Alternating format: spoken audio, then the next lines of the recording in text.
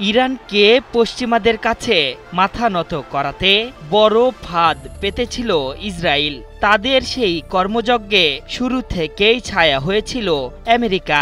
শেষ মুহূর্তে প্রকাশ্যে ইরানের গুরুত্বপূর্ণ পরমাণু কর্মসূচিতে আক্রমণ করে বসে ডোনাল্ড ট্রাম্পের বাহিনী।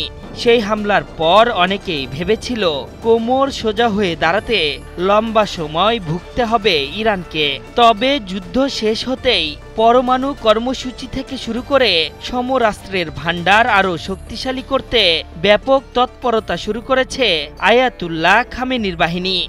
আর এবার তো আরও বড় সুযোগ ইরানের সামনে। ইরানের ওপর তেল নিষেধাজ্ঞা শিথিলের মতো বড় সড় সিদ্ধান্তের ইঙ্গিত দিয়েছেন ডোনাল্ড ট্রাম্প। আর ট্রাম্পের এমন ইঙ্গিত বাস্তবায়িত হলে আবারও শক্তি সঞ্চারের সুযোগ পাবে ইসলামিক প্রজাতন্ত্রের দেশ ইরান। নেদারল্যান্ডসের হেগে ন্যাটোর সম্মেলনে হাজির হয়ে ইরানের ওপর থেকে তেল নিষেধাজ্ঞা শিথিলের ইঙ্গিত দিয়েছেন ডোনাল্ড ট্রাম্প। মূলত ইসরায়েলের সঙ্গে সংঘাতের পর দেশটির পুনর্গঠনে সাহায্য করতে এমন পদক্ষেপের কথা জানিয়েছেন তিনি। পরে ট্রুথ সোশ্যালে ট্রাম্প লিখেছেন, চীন এখন ইরান থেকে তেল কেনা চালিয়ে যেতে পারবে। যদিও এর কয়েক ঘন্টা পরই ট্রাম্পের বক্তব্যের ব্যাখ্যা দিয়ে হোয়াইট হাউস জানিয়েছে, প্রেসিডেন্ট ট্রাম্পের মন্তব্যে ইরানের ওপর আরোপিত যুক্তরাষ্ট্রের নিষেধাজ্ঞা শিথিল করার ইঙ্গিত দেওয়া হয়নি। কয়েক দশক ধরেই ইরানের ওপর বাণিজ্যিক ও অর্থনৈতিক নিষেধাজ্ঞা আরোপ করে রেখেছে যুক্তরাষ্ট্র। মাঝে বারাক ওবামা এসব নিষেধাজ্ঞা কিছুটা শিথিল করলেও 2018 সালে ট্রাম্পের প্রথম জমানায় আবারও নিষেধাজ্ঞা বাড়ানো হয়। ফলে পশ্চিমাদের জনমনে ধারণা ছিল ইরান হয়তো বেশি সময় পাল্টা আক্রমণের ধার বজায় রাখতে পারবে না। কিন্তু তাদের অবাক করে দিয়ে এখন পর্যন্ত ইরান পাল্টা জবাব দিয়ে যাচ্ছে।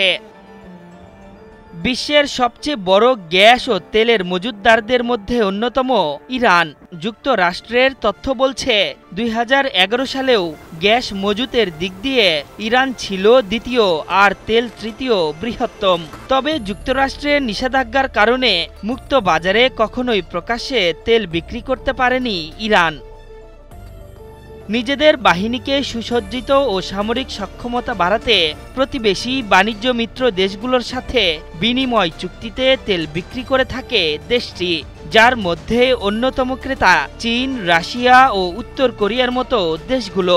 এদের কাছে প্রাকৃতিক খনিজ সম্পদ পৌঁছে দেওয়ার বিনিময়ে বিপুল পরিমাণ সামরিক সহায়তা নিয়ে থাকে খামেনির বাহিনী। এ কারণে যুক্তরাষ্ট্র ও পশ্চিমাদের নানা নিষেধাজ্ঞার ফাঁক গলে তারা প্রতিরক্ষা খাতে প্রয়োজনীয় উন্নয়ন করতে পেরেছে। আর এবার তেলের ওপর নিষেধাজ্ঞা শিথিল হলে স্বীকৃতভাবে আন্তর্জাতিক বাজারে তেল রপ্তানির বড় দ্বার উন্মোচিত হবে ইরানের সামনে। আশরাফুল ইসলাম, ৭১।